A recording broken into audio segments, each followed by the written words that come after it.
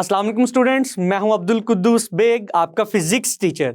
Students, आज हम chapter number 4 का बहुत ही इंपॉर्टेंट आर्टिकल डिस्कस करेंगे which is non conventional energy sources, जिसमें हम देखेंगे कि ऐसे कौन कौन से एनर्जी के सोर्सेज हैं जिनको हम फ्यूचर में या करंटली यूज़ कर सकते हैं, and those are the renewable energy sources. Means that ऐसे एनर्जी सोर्सेज जिनको हम बार बार अगेन एंड अगेन यूज कर सकते हैं, जो कि फॉसिल फ्यूल्स की तरह खत्म नहीं हो जाएंगे। तो स्टूडेंट्स, स्टार्ट करते हैं आज का लेक्चर। स्टूडेंट्स, जैसा कि आपको मालूम है, हम एनर्जी सोर्सेज को 2 कैटेगरीज में डिवाइड कर सकते हैं। First one is non renewable energy sources and second one is renewable energy sources. Students, जैसा कि आप जानते हैं कि नॉन रीन्यूएबल एनर्जी सोर्सेज वो हैं जिनको हम अगर एक बार यूज कर लें तो वो खत्म हो जाते हैं और इन्हें हम दोबारा इस्तेमाल नहीं कर सकते। मिसाल के तौर पर फॉसिल फ्यूल्स। इसके बरक्स रीन्यूएबल एनर्जी सोर्सेज एनर्जी के वो सोर्सेज हैं जिनको हम बार बार इस्तेमाल कर सकते हैं। For example solar energy, wind energy and thermal energy. Dear students, अब हम डिस्कस करेंगे एनर्जी के उन सोर्सेज को जो अभी रोजमर्रा जिंदगी में इतने कॉमन नहीं हैं, जिन्हें हम नॉन कन्वेंशनल एनर्जी सोर्सेज कहते हैं। They include energy from tides, energy from waves, solar energy, energy from biomass, energy from waste products and geothermal energy. अब स्टूडेंट्स, अब हम इन different types of non conventional energy sources को बारी बारी discuss करते हैं। तो स्टूडेंट्स, स्टार्ट करते हैं एनर्जी फ्रॉम टाइड से। स्टूडेंट्स, सबसे पहले आपको पता होना चाहिए कि what is the difference between tides and waves. तो students, the main difference between tides and waves is that tides are the rhythmic rise and fall of the water of the ocean, which is caused by the strong gravitational pull on the earth's surface exerted by the sun and moon. Means that students, सूरज और चांद की gravitational pull की वजह से समुद्र के पानी में जो उतार चढ़ाव आता है उसको हम क्या कहते हैं? टाइड्स कहते हैं। But waves are formed because of the raising force exerted by the winds which blow over the ocean surface. Means that for example gravitational pull of moon और sun की वजह से पानी का लेवल समुद्र में अप होता है, और अगर उसी लम्हे में विंड चले, मीन्स ब्लोइंग एयर को हम विंड कहते हैं, अगर हवा चलती है तो वो टाइड्स हॉरिजॉन्टल डायरेक्शन में, फॉरवर्ड डायरेक्शन में या किसी भी डायरेक्शन में मूव करती हैं, तो उन टाइड्स को हम क्या कहेंगे students? Waves. As stated in the definition that gravitational force of the moon gives rise to tides in the sea. In tidal energy, the tides raise the water in the sea roughly twice a day. Means एक दिन में समुद्र में जो पानी के level में increase आता है वो कितनी मरतबा होता है? 2 मरतबा। If the water at the high tide is trapped in a basin by constructing a dam, then it is possible to use this as a source of energy. The dam is filled at high tide and water is released in a controlled way at low tide to drive the turbines. और जैसा कि आपको मालूम है, turbine का connection आगे किसके साथ होता है? जनरेटर के साथ। At the next high tide, the dam is filled again and the inrushing water also drives turbines and generates electricity. तो आपने स्टूडेंट्स देखा कि किस तरह से हम डैम की मदद से पानी को स्टोर कर सकते हैं और उस स्टोर्ड वाटर की मदद से हम इलेक्ट्रिसिटी को जनरेट कर सकते हैं। Students, the tidal movement and the winds blowing across the surface of the ocean produce strong waves. Their energy can also be utilized to generate electricity.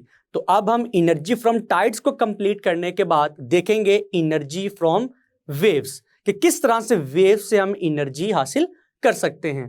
The energy we can gain from waves can be utilized to generate electricity. A method of harnessing wave energy is to use large floats which move up and down with the waves. One such device which convert wave energy into electricity is called Salter's duct, which is invented by Professor salter. Students, salter's duct consists of two parts. First one is duct float and second one is balance float. The wave energy makes duct float move relative to the balance float.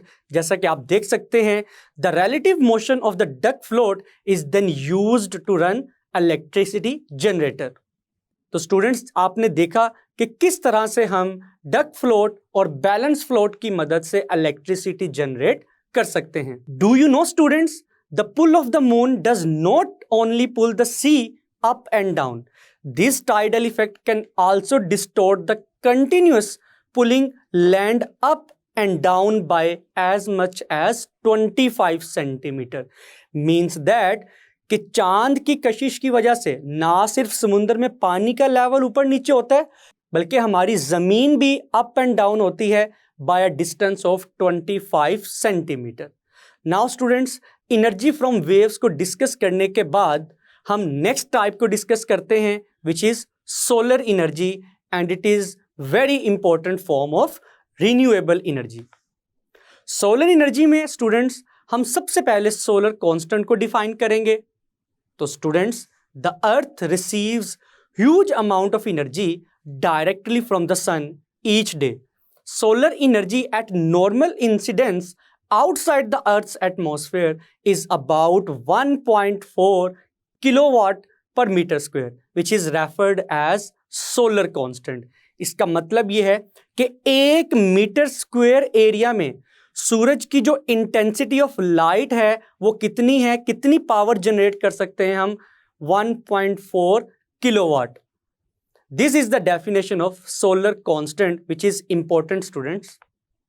Now students, while passing through atmosphere due to reflection, scattering and absorption by dust particles, water vapors and other gases, the total energy is reduced. On a clear day at noon, the intensity of solar constant reaching the Earth's surface is about 1 kilowatt per meter square.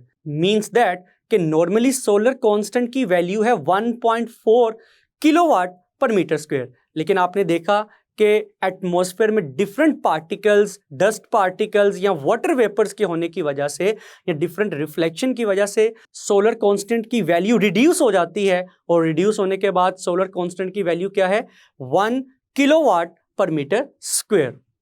This energy can be used directly to heat water using large solar reflectors and thermal absorbers. It can also be converted to electricity. In one method, the flat plate collectors are used for heating water. जैसा कि students आप देख सकते हैं, it is a type of collector. It has a blackened surface which absorbs energy directly from solar radiation. Cold water passes over the surface and is heated up to 70 degrees C.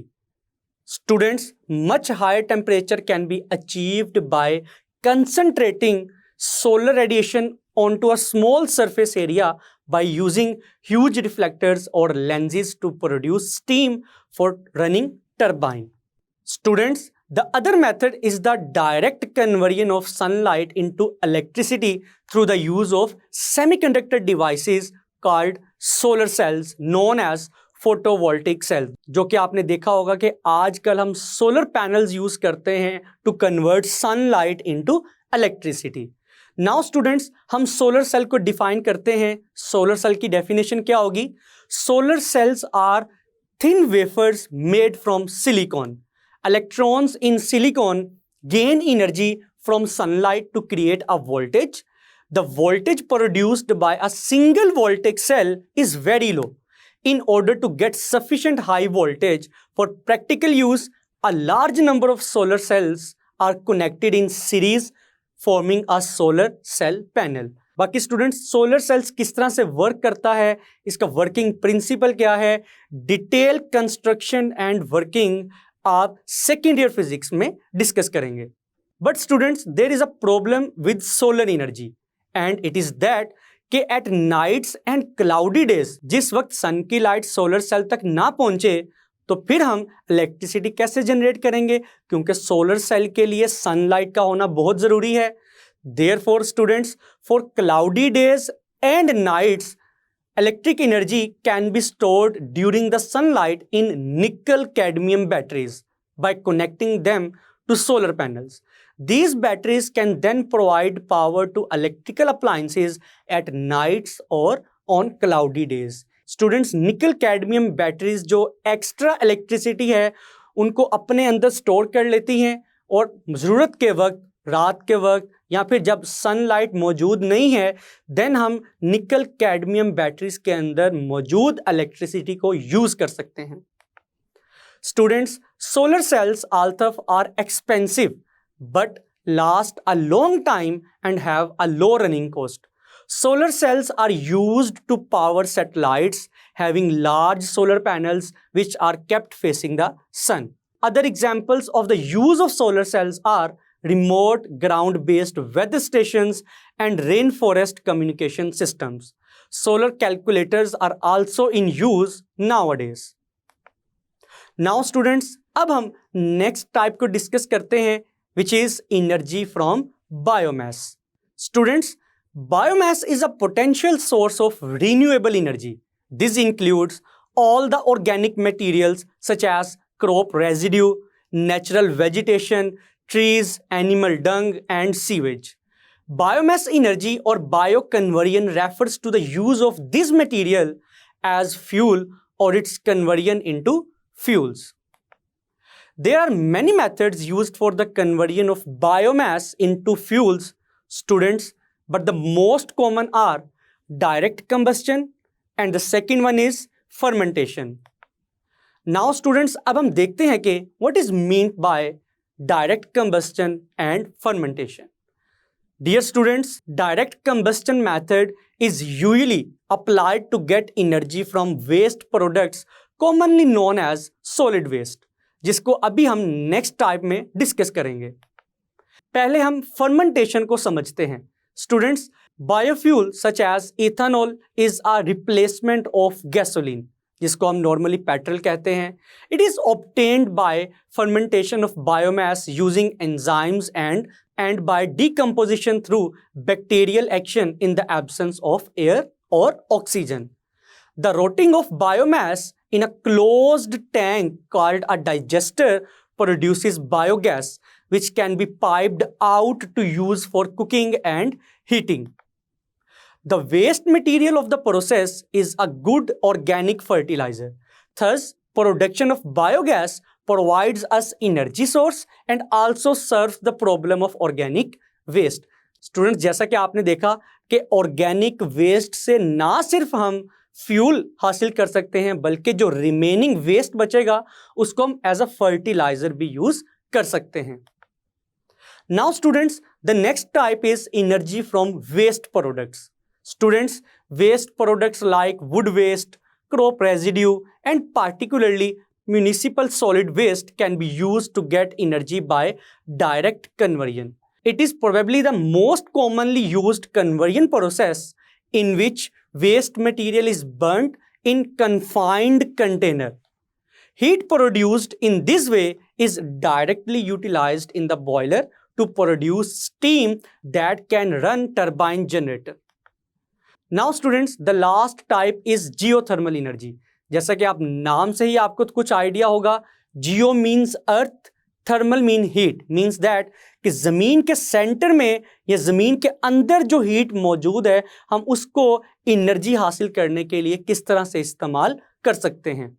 This is the heat energy extracted from inside the earth in the form of hot water or steam. Heat within the earth is generated by the following three processes: radioactive decay, residual heat of the earth, and compression of material. Now अब हम इन तीनों points को step by step discuss करते हैं. Students, in radioactive decay, the energy heating the rocks is constantly being released by the decay of radioactive elements. Now students, the second process was residual heat of the earth. At some places, hot igneous rocks usually within 10 km of the earth's surface are in a molten and partly molten state. They conduct heat energy from the earth's interior, which is still very hot. the temperature of these rocks is about 200 degrees C or more. And students, the last process is the compression of material. The compression of material deep inside the earth also causes generation of heat energy. Now students, अब हम ये देखते हैं कि किस तरह से geothermal energy से इलेक्ट्रिसिटी प्रोड्यूस की जा सकती है. Dear students, in some places, water beneath the ground is in contact with the hot rocks and is raised to high temperature and pressure. It comes to the surface as hot springs, geysers, or steam vents. The steam can be directed to turn turbines of electric generators.